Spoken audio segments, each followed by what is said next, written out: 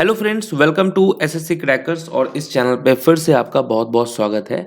तो ये जो एसएससी सीएचएसएल 2022 का जो एग्ज़ाम हो रहा है, उसके हर एक शिफ्ट में जो है आर्टिकल से रिलेटेड क्वेश्चन आ रहे हैं। ओके, हर शिफ्ट में पूछा जा रहा है। और ये मैंने आपको पहले भी बताया था कि आर्टिकल्स जो है ये एकदम एक्सपेक्टेड टॉपिक है, यहाँ से क्वेश्चन आएगा ही आएगा।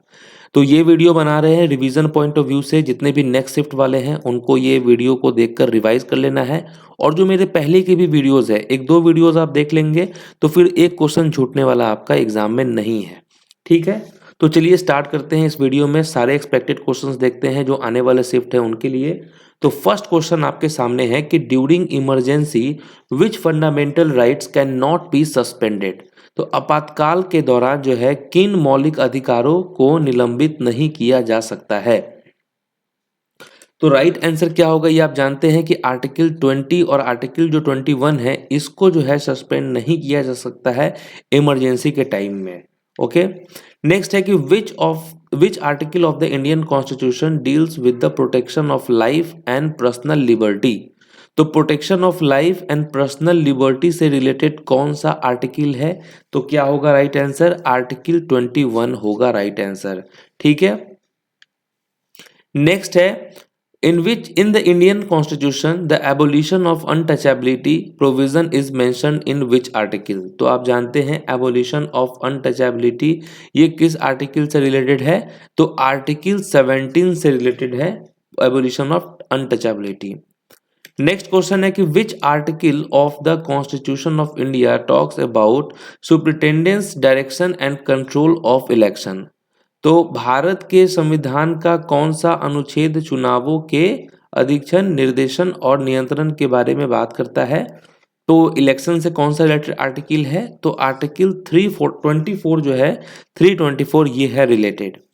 नेक्स्ट है विच of the following articles of the Indian constitution deals with the right against exploitation.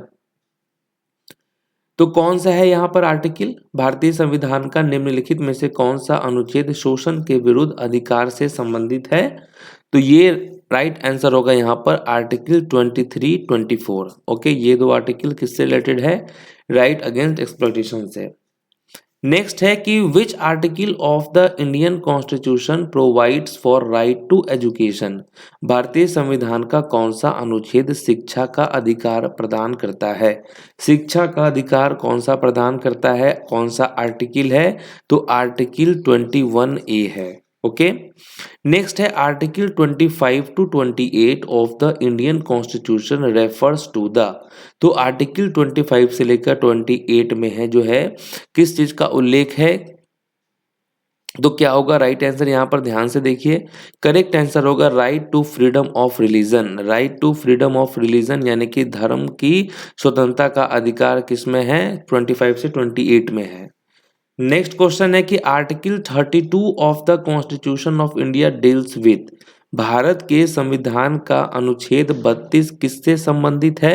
तो अनुच्छेद जो 32 है ये है संबंधित राइट टू कॉन्स्टिट्यूशनल रेमेडीज से संबंधित है।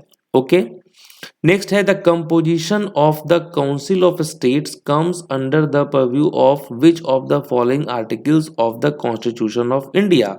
राज्यों की परिषद की संरचना भारत के संविधान के निम्नलिखित में से किस अनुच्छेद के दायरे में आती है? तो किसके दायरे में आती है? कौन से आर्टिकल में? तो आर्टिकल 80 होगा राइट आंसर। ठीक है, composition of the council of states. Next है under which of the following articles of the Constitution of India is the annual financial statement presented to the Parliament every financial year। तो annual financial statement ये जो present होता है parliament में हर साल, ये कौन से आर्टिकल में आता है? आर्टिकल 112 होगा यहाँ पे राइट आंसर। नेक्स्ट है कि भारत के संविधान के निम्नलिखित में से किस अनुच्छेद में कहा गया है कि भारत का एक राष्ट्रपति होना चाहिए? तो भारत का जो एक राष्ट्रपति होना चाहिए किस आर्टिकल में मेंशन है? तो आर्टिकल 52 में ये मेंशन है।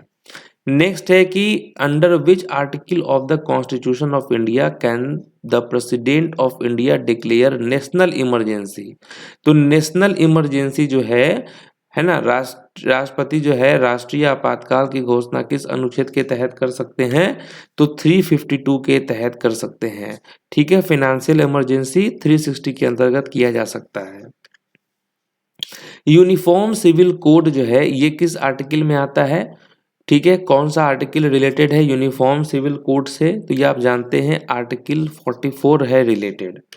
नेक्स्ट है article 76 of the constitution of India deals with the office of the, तो अनुच्छेद 76 जो है ये किस कार्यालय से संबंधित है, तो अटॉर्नी जनरल ऑफ इंडिया से रिलेटेड है आर्टिकल 76।